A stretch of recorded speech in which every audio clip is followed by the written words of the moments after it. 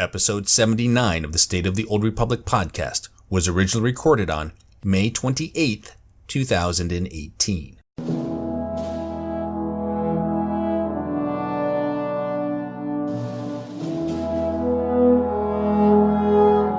It's the State of the Old Republic podcast.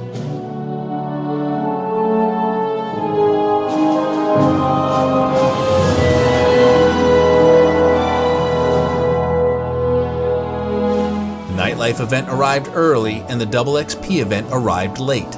I'll tell you what happened this week in the Old Republic. When last we visited Balmorra, the Imperials were in full control, but the more they tightened their grip, the more the planet slipped through their fingers. I returned to my story project as the Republic looks to take back Balmorra. And finally, I'll give you my spoiler-free review of Solo, a Star Wars story. You might want to buckle up. And with that, it's time to make the jump to Lightspeed and check out the state of the Old Republic. Welcome to episode 79 of the State of the Old Republic podcast.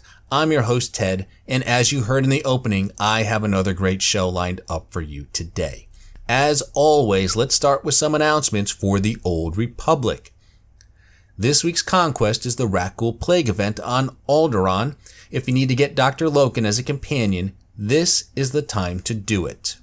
Also, the Double XP event ends on May 31st, so you only have a couple of more days to take advantage of that. And finally, if you want to qualify to receive the TF4 Rampage Speeder, you must have an active subscription by May 31st. You'll get the speeder on June 9th. And that is all of the announcements I have for today. Let's slice the holonet and get to the news this week.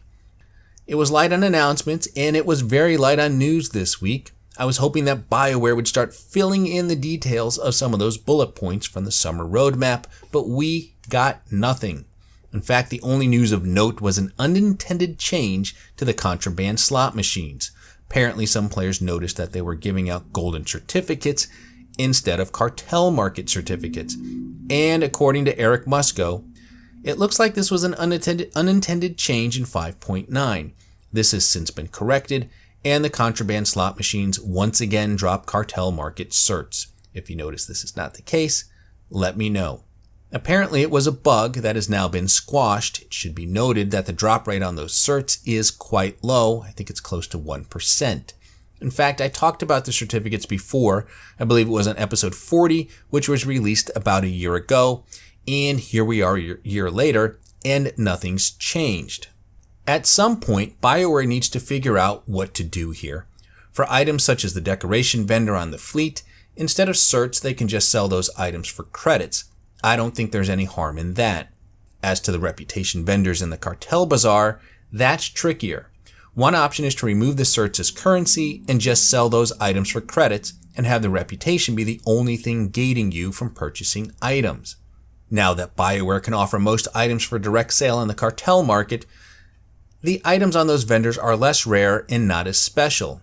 In fact, I noticed during the big cartel market sale, they had the named weapons such as the Fortitude blasters up for sale. Last year I noted that I had a bunch of cartel market certificates collecting dust in my legacy bank, and that has not changed. I don't want to spend them until I know what their fate is going to be. Other than that, the only thing that happened this past week is the Nightlife event went live early and the Double XP event went live a day late. Eric explained a bit about how their maintenance works. The bottom line is we lost a day here, and that's that. I love these Double XP events, and I wish they would either have them last longer or run them more frequently. My goal this time around was what I called Execute Order 56, and that was to get my 8 story characters all to at least level 56, which I was able to do. And why 56? Well, it was just a place where I could buy new mods and enhancements off the fleet vendors. That's it. And speaking of my 8 story characters, I now want to return to the story project that I've been working on the last few months. What I'm attempting to do is play all 8 classes and move them through their class, companion, and planetary stories all at once. The goal is to find a playthrough that works chronologically. I'm not going for canon. I've completed the prologue and Act 1 for everyone, and I'm now ready to begin Act 2.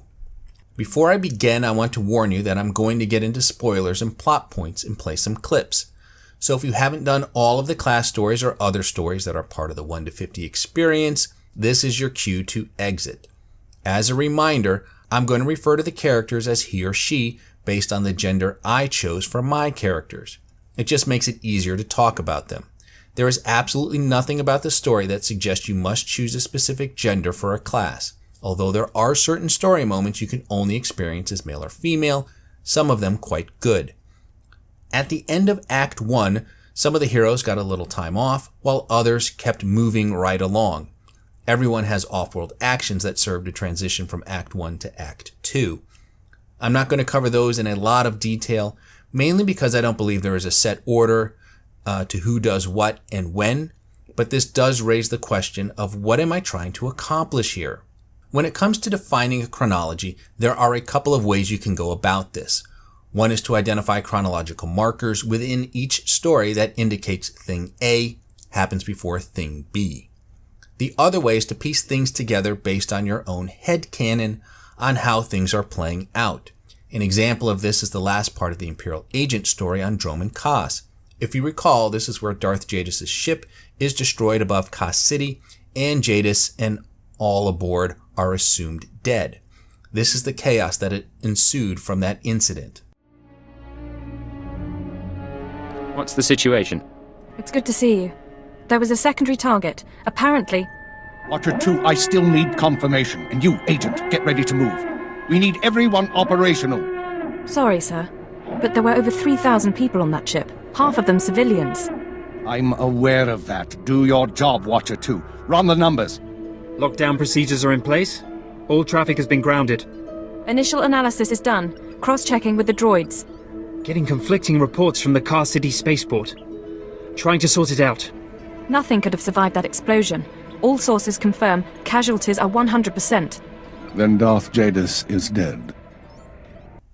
One could argue that if the Sith Inquisitor, Sith Warrior, and Bounty Hunter are still on planet when this happens, there's no way it doesn't impact them. This is why I recommended that this be the last thing that happens on Dromund Kaas before everyone moves on.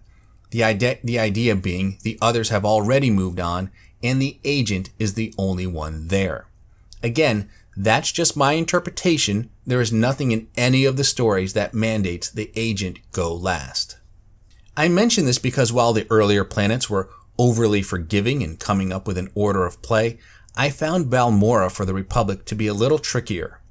Before we head there, let me set up the story for you. The Jedi Council has learned that the Emperor has a secret fortress in orbit above Dromund Kaas. The Jedi Knight is to be part of a strike team that infiltrates this fortress, and to do that, they need to retrieve some special technology on Balmorra. The Jedi Consular is aiding a group of Republic sympathizers known as the Rift Alliance. One of its members is Ty Corden, an exiled official of the Balmorran government. The Consular is going to Balmorra to help end the Imperial occupation and restore Balmorra's government. The smuggler is working with his friend Darmus Polarin and Republic Senator Bavera Dodana as a privateer. His job is to eliminate the Republic's enemies any way he sees fit, and the Republic is willing to turn a blind eye. The smuggler's first job is to retrieve ships and munitions related to a Project Nebula on Balmorra. Finally, Havoc Squad's next mission is to take out an Imperial superweapon known as the Gauntlet. These are super cannons capable of shooting ships out of hyperspace. To succeed, Havoc Squad needs the best men. One of these best men is a disgraced demolitions expert named Tenno Vic. Vic was kicked out of the Republic military and is now aiding the resistance on Balmorra. So that's the story thus far for the Republic. Let's now head to the war-torn world of Balmorra, where the Imperial occupation is about to come to an end.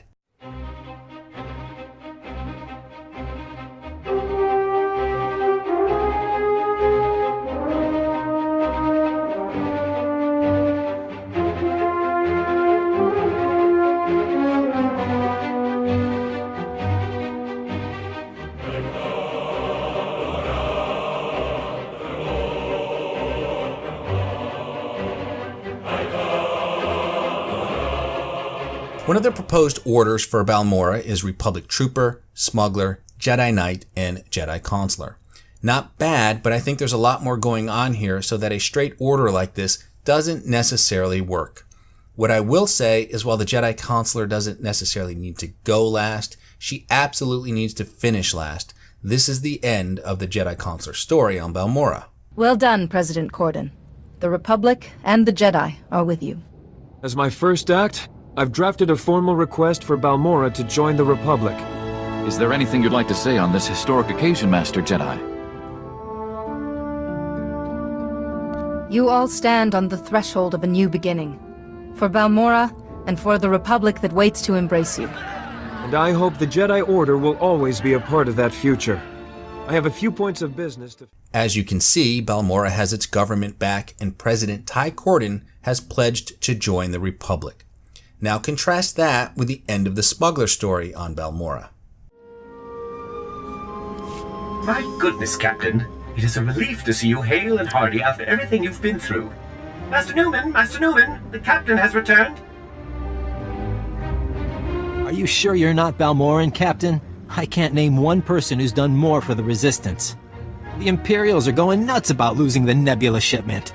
I didn't know the Emperor let them use that kind of language. They're not going through your towns and killing every man taller than a vibroblade, right? They did that already. Luckily, we grow them short and feisty. I just hope the Republic is willing to sell us some of it back. We need those Nebula prototypes. I might be able to arrange that, for a small finder's fee. Oh? Oh, I hear ya. Senator Dodonna's gonna love that. Have your man send me the price. We may not have our planet, but we've got some fat mattresses full of credits, you know? Oh, Master Newman, I just heard a broadcast. The Void Wolf ordered half the top Imperial leadership here executed. It's a good day for the Resistance. Thanks again, Captain. As Newman tells the Smuggler, the Empire is still in control, but they had a good day. So clearly to me, the Smuggler needs to finish before the Consular and before the Planetary Story ends as well. Unless you choose to have the Smuggler do the Planetary Story. This is where things start to get murky, because the Planetary Story can be done by anyone, but it effectively ends the occupation on Balmorra. Welcome back. I wanted to be the first to congratulate you. My team's working on the barrager now. They're already looking into duplicating the weapon on other worlds. The Imperials are fleeing in droves, afraid we'll finish before their ships clear the planet. Balmorra's free. That's good news. With the Empire on the way out, all that's left is cleaning up the mess. I'll be out of a job soon. You secured the barrager, stormed the Gorinth Brig, freed Sobrik. The Republic is completely in your debt. The Empire has to learn that independent worlds aren't theirs to take. Balmorra's been an effective lesson. If war breaks out, the Republic will be ready. There's a lot of work ahead. But Balmorra's free. That's what's important. Good luck to you. Now, the Planetary Story doesn't conflict with the Jedi Consular story. If anything, it complements it. In terms of order, I would say complete the Planetary Story before completing the Consular story. As to who should do the Planetary Story, well, that's up to you. I like having the Trooper do it because it's a military story, but anyone can do it. If you have the Consular do the Planetary Story, then I would have her finish that first, and then finish the last part of her story. If you have anyone else do it, I would have them finish their class story first, and then finish the Planetary Story, but I would also have the character go third. Truth be told, you probably want to mix and match a little bit here, and move some of the characters through Balmorra at the same time. Again, this is that headcanon I was talking about, but keep in mind, here is what happens when the Smuggler goes to Sobrik. Captain, I don't know who you got to rig Camp Vigil, but that place is gonna burn for weeks. We've been checking Imperial communications. They're going crazy. It's the first time they've been seriously scared we could win. They're talking about bringing back the Void Wolf to contain us. I guess the delousing wasn't too traumatic? I'm not saying it was fun in there, but I will never forget watching that place go up in flames. Oh, so I had a chance to go through the files you got from Golden, and I've got great news. He's acquired the access codes for the research base where the Nebula shipment is being stored. Let me guess, the most heavily defended spot in all of Balmorra. Normally, sure. Most days you couldn't walk 2 meters without hitting a patrol. But today, they're grabbing every warm body to retake Sobrik and Camp Vigil. There'll never be a better time to strike. I completely had that in mind when I came to get you. It was a finely choreographed dance. He and Akavi blow the prison sky high. This is not a small event, and it's hard to place this in the greater story. And here is what happens in the Planetary Story after you finish with Sobrik. Commander Maydeen, I was told you wanted to speak with me. Sobrik is free, and we have you to thank. A battalion should be in the city soon, though it'll be a long slog. You've proven your commitment to Balmorra and the Republic. I've been authorized to ask for your help with a top-secret mission. We've already invaded Imperial territory and liberated Sobrik. What's left? The Republic didn't even know this objective existed. As you can see, the imps are done. They have been kicked out of Sobrik and no longer control that spaceport. As I said, piecing together Balmorra for the Republic is tricky. And one other thing that happens in the Trooper story is that Tano Vic blows a giant hole in the Balmorran arms factory. It's done. The shield generator is disabled. Just what I wanted to hear. I'm dying to launch this baby. Target coordinates locked in. Fire.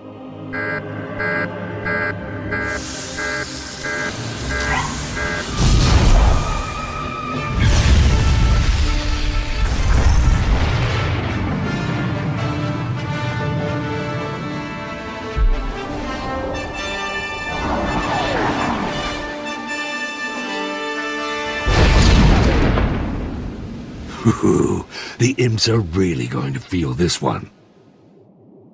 Just remember who helped you pull this off. I'll never forget it. Believe me. I can't wait to shake your hand, Captain. See you soon. So in the interest of coming up with an order here, this is my recommendation for Balmorra. Jedi Knight through Sobrik, Jedi Consular through Sobrik, Trooper through Sobrik, Smuggler through Sobrik, Planetary Story through Sobrik, Smuggler to the end, Jedi Knight to the end, Trooper to right before Vic blows a hole in the factory, then the Planetary Story through the factory, the Jedi Consular through the arms factory, and then Tano Vic blows up the factory, and then the Trooper to the end, then the conclusion of the Planetary Story, and then the Jedi Consular where Ty Corden is made president and Balmorra joins the Republic. I know that's confusing, but I think that kind of works. How well it plays out depends on who you decide to do the Planetary Story. For example, if you get the Smuggler to do the Planetary Story, that changes things considerably, and you probably want the Smuggler story to end before you finish the Planetary Story. Long story short, just like the Imperial occupation and the Republic leaving the Balmorrans high and dry not once, but twice, the story order on Balmorra is a giant cluster. One final note on Balmorra, each class gets a new companion here. The Jedi Knight gets Doc, the Consular Zenith, the Trooper recruits Vic, and Akavi Spar joins the Smuggler. And if you recall, once you get into the companion conversations with Zenith, you see how it ties back to the Imperial agent story. Meanwhile, I've been studying the Terra cell structure, and there's good news. If we can take out the local leader, the cell should fall apart. What do we know about this person? The terrorists call the man in charge Grey Star. He runs the cell, gives the orders, and knows all the secrets. They claim Grey Star used to work with the Eagle, but who can be sure? Only the high-ranking cell members know Grey Star's identity. Do you have any theories about Grey Star? I don't need more theories, I need proof. I have a mole inside the terrorist cell already. He's a good lad, no cipher though. He can bring you in. You'd have the opportunity to impress the terrorists, win their trust. And gain access to their leader. Precisely. Grey Star will be ours.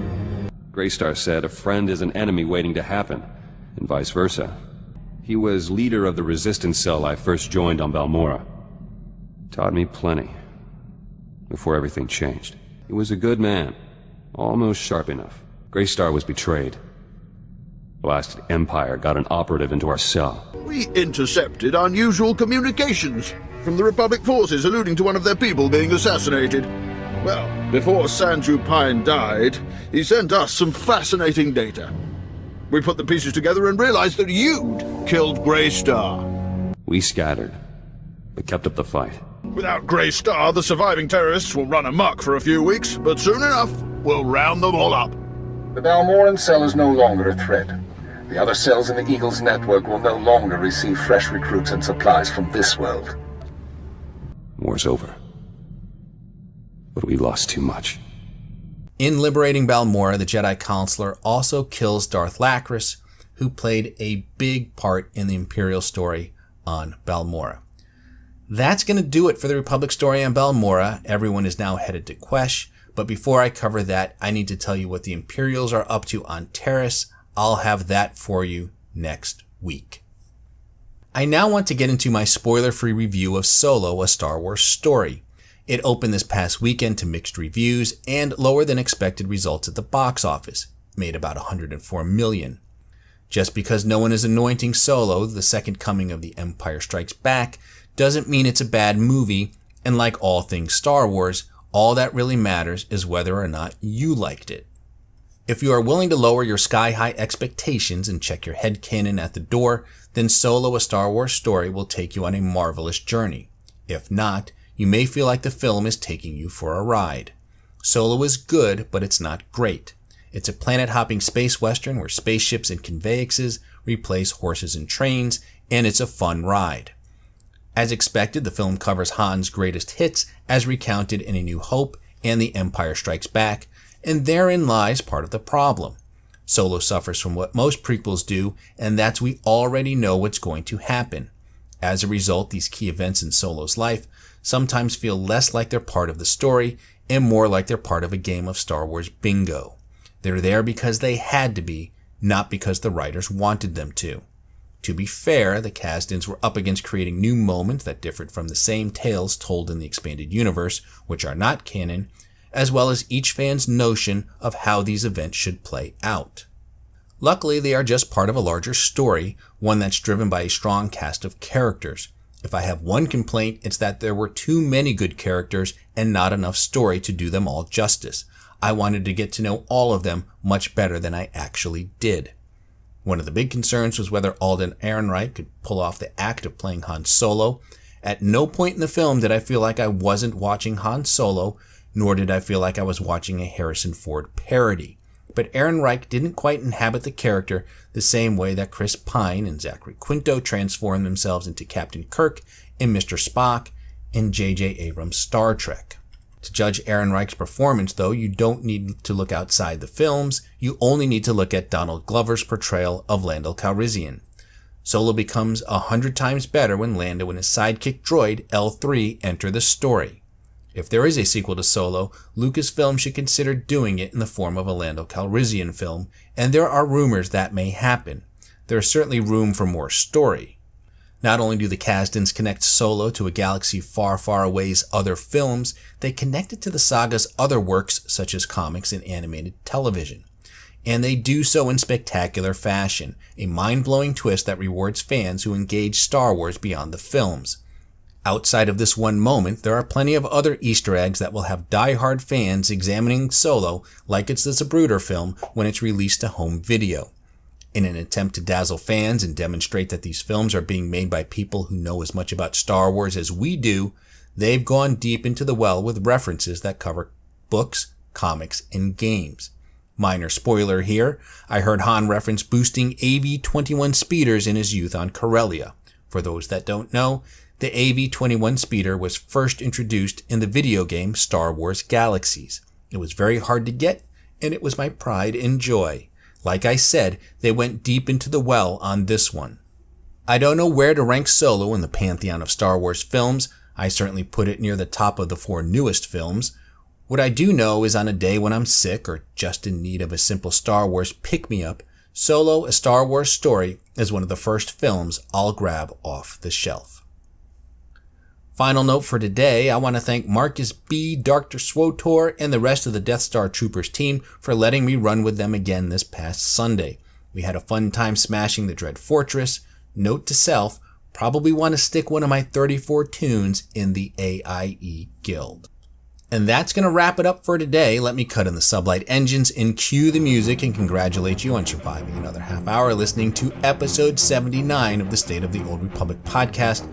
I'm your host, Ted, and I thank you for tuning in. You can find this podcast on iTunes, Stitcher, Google Play, YouTube, and Buzzsprout. You can also listen to the show directly from the show's site, which is sotorpodcast.com, and there is an RSS feed where you can subscribe to the podcast directly.